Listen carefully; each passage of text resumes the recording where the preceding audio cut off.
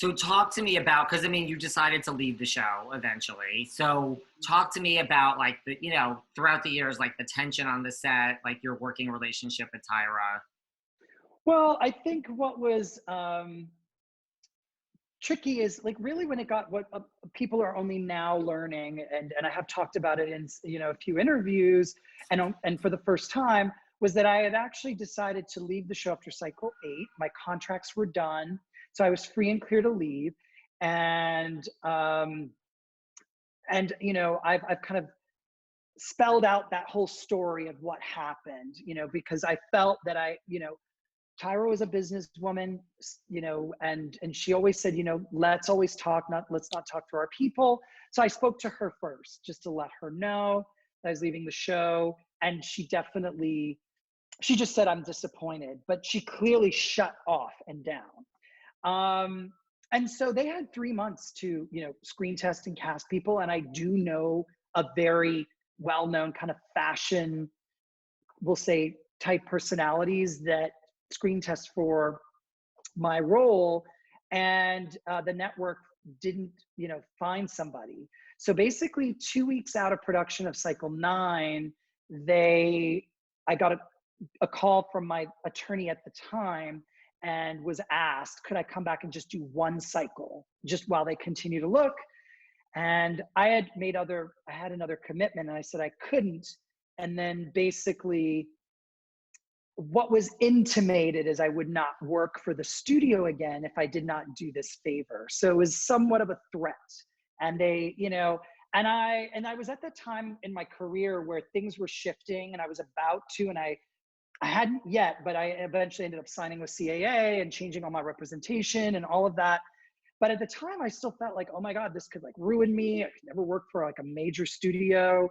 And there was fear there.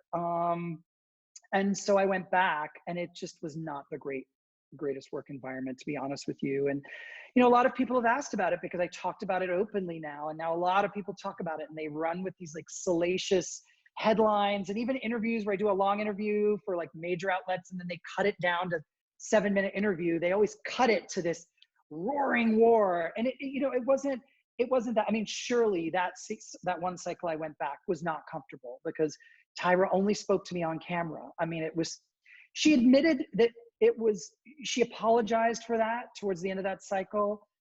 I certainly didn't have the tools to deal with that kind of childish behavior, but it was certainly childish. It was really emotional.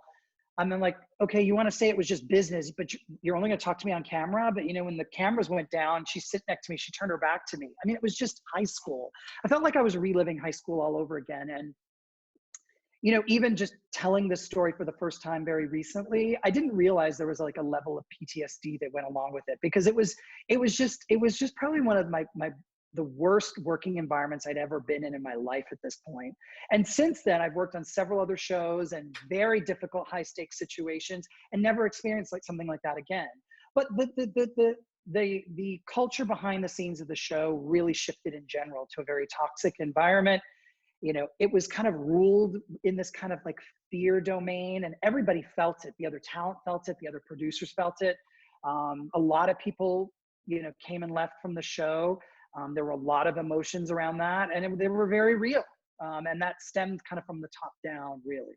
And having worked on other shows, like, is that not the norm? Because you hear stuff about a lot of different shows, like, having, like, was it really that toxic compared to?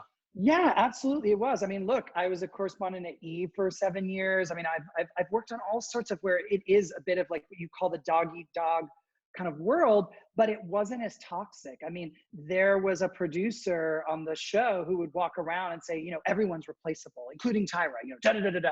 It was always this thing of, instead of like uplifting, it was always this thing of shove down and fear. And, so we worked, I mean, I loved my job and I loved working really hard at it. And I would give you 150% if you asked for 100%.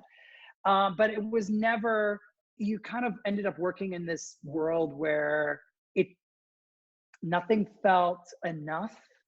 They were like, okay, great, got it, da da da da da.